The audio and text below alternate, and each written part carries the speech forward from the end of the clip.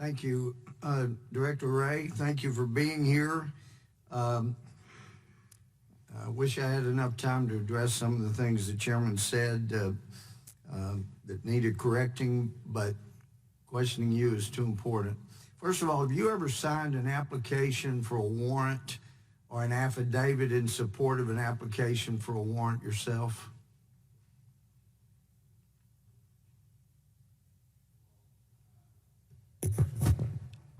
I've signed right now as FBI Director, I signed the certifications for FISA applications, for FISA warrants, if that's what you're talking about. I'm not sure if that's what... Do you ever read them before you sign them?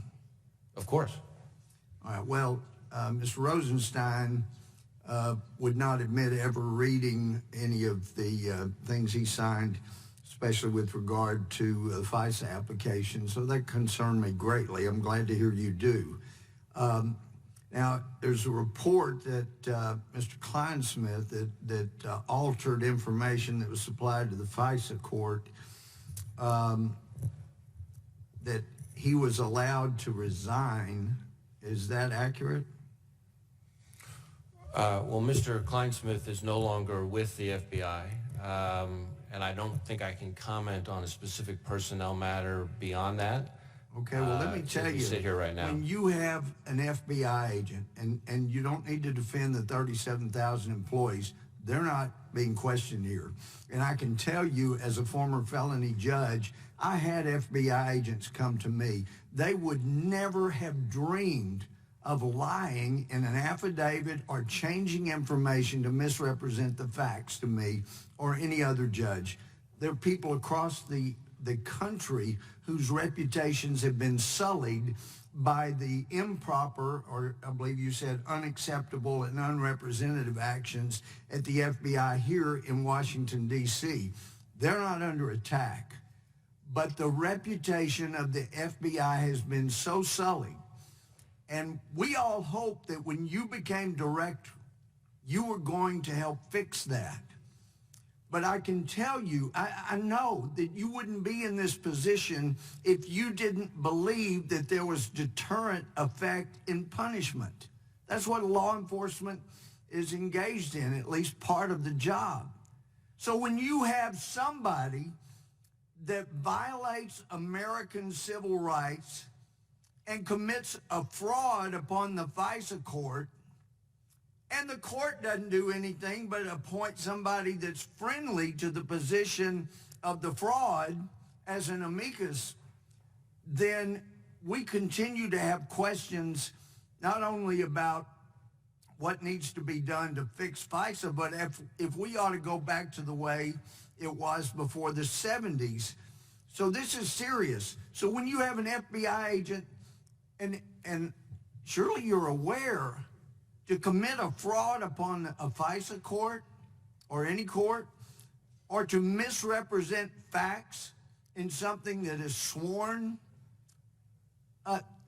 those can involve crimes. And this guy's not even fired, and there's no indication he's going to be prosecuted. I know you're saying it's a personnel matter, so I can't get into it, but I'm telling you, the FBI reputation here in Washington cannot be cleaned up until there are people that are held to account for the unacceptable actions here in Washington. And letting somebody resign sends a message to anybody else that wants to get political active and use their job at the FBI to further a political will. The message to them is, well, if I get caught, I'll be asked to go take a better paying job somewhere else. Great punishment, no deterrence, and business goes on as usual. We needed an FBI director that would clean this mess up so America could feel good about it. And I can tell you, when you come in and say, it's a personnel matter, can't really deal with it or talk about it, you're not helping improve the reputation. I want to bring up another matter. You know about 302s.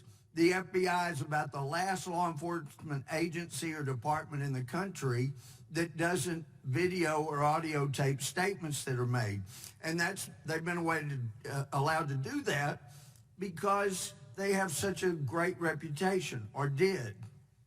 But now that we've seen 302s get changed, different opinions, what did he say, what did he not say, especially with General Flynn, many of us are wondering if it isn't time, if not bringing the FBI into the 21st century, at least into the last half of the 20th century, and start having FBI agents record statements by people that are being questioned by FBI agents to help the FBI get their reputation back.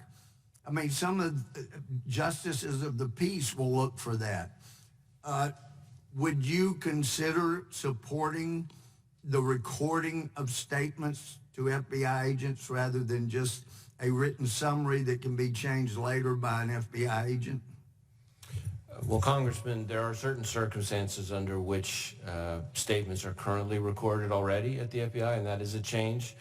I think this is a subject that requires longer discussion, but I'd be happy to have my staff follow back up with you. As to the question of the FBI's reputation and candor to the court, I don't want to let this time expire without telling you how strongly I feel about candor to the court. I've been a prosecutor, I've been a defense attorney, I've been an assistant attorney general, I've been an FBI director, and to me, candor to the court is sacrosanct. And I don't think there's anybody in the FBI that is belaboring under the misimpression that I think it is okay to mislead a court. Now, the vast majority of the senior people involved in the investigation at issue here are gone from the FBI.